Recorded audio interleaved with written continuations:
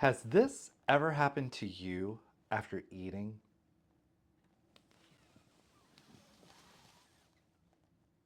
You eat a normal meal and suddenly your belly swells to the point of feeling like it is going to burst at the seams.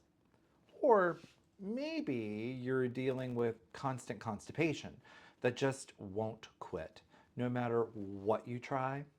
Well, my friends, today I'm about to blow your mind with some information that could finally explain what's really going on in your gut.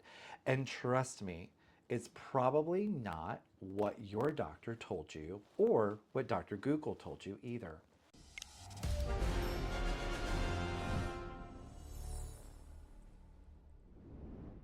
Welcome, friends. I'm Dr. Michael Arthur, the Mind Belly Doc, and today we're diving into something that's revolutionizing how we think about gut health.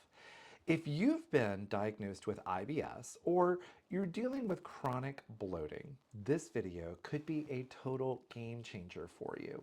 And we're talking about something called IMO. I-M-O. Not emo, not that, but rather intestinal methanogen overgrowth.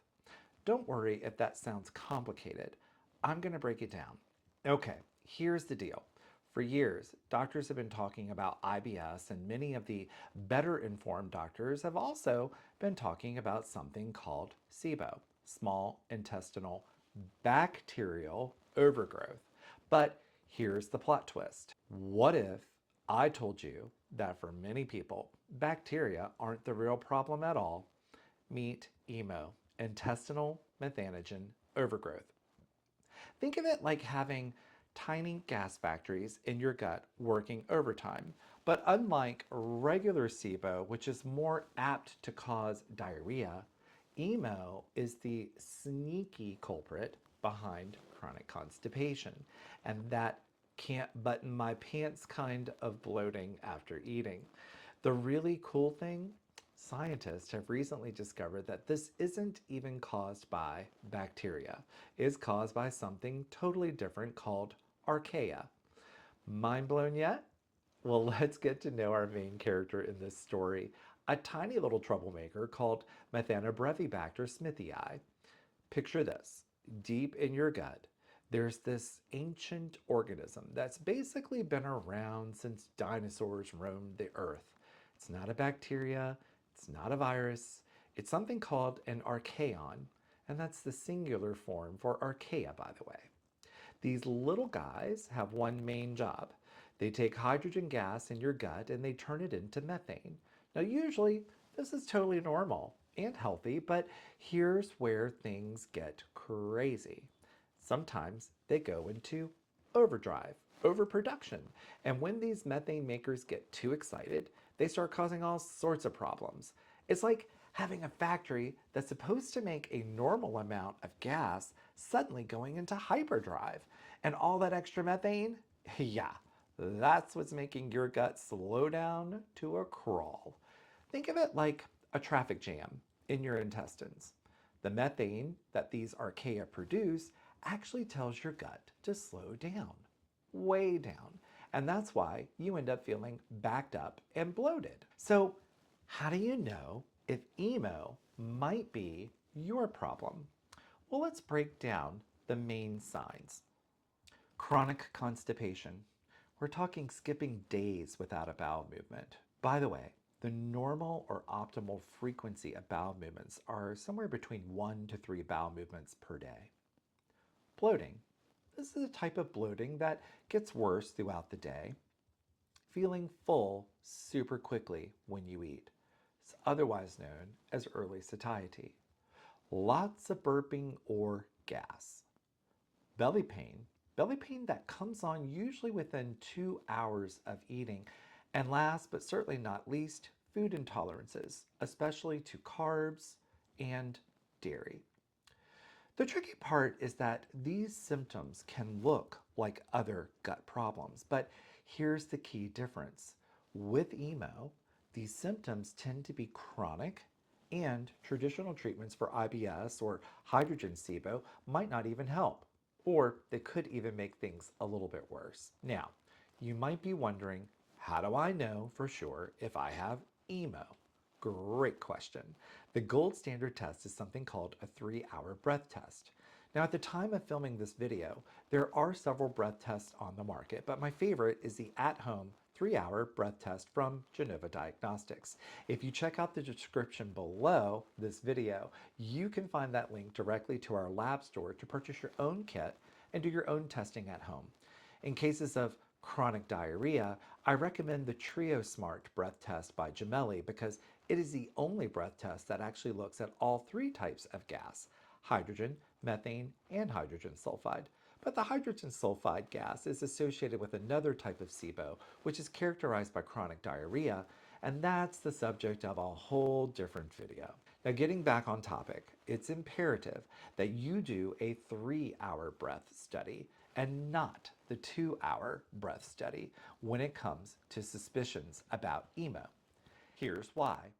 In 2 hours, you are typically only going to be looking at the small intestinal tract because that's how long the transit time is in most people to traverse the small intestines. And if you want to also get an idea of what's happening in the large intestines, we need that extra hour for a 3-hour breath study instead. When it comes to IMO, you can have these excessive methane factories either in the small intestines or in the large intestines. So you really need to test for both chambers of the GI tract. Here's how the breath test actually works. You're going to drink a special sugar solution. I prefer lactulose as the substrate used for breath testing, and Genova Diagnostic kits already have the lactulose in them for your convenience. Now, at the time of taping this particular video, Gemelli, which makes the Trio Smart, does not provide lactulose, and you have to get a prescription for this from your doctor.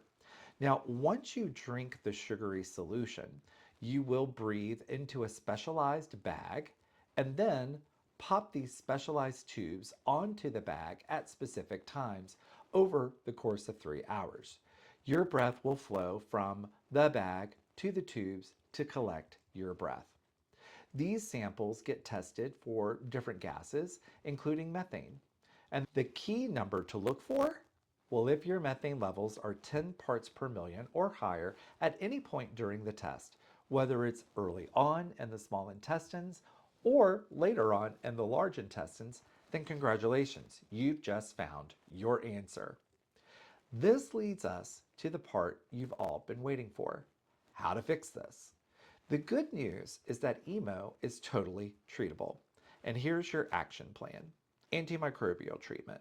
Your doctor might prescribe specific antimicrobials that target these methane producers. Natural options like allicin from garlic or atrontial can also be super effective. Diet changes. Reducing fermentable carbs can help starve these methane producers out. So think fewer beans, less fiber, and watching those sugar alcohols like sorbitol, mannitol, and erythritol, found in a lot of sugar-free candies and gums. Gut motility support. Your doctor might recommend specific medications called prokinetics. Natural products like ginger can help keep things moving forward.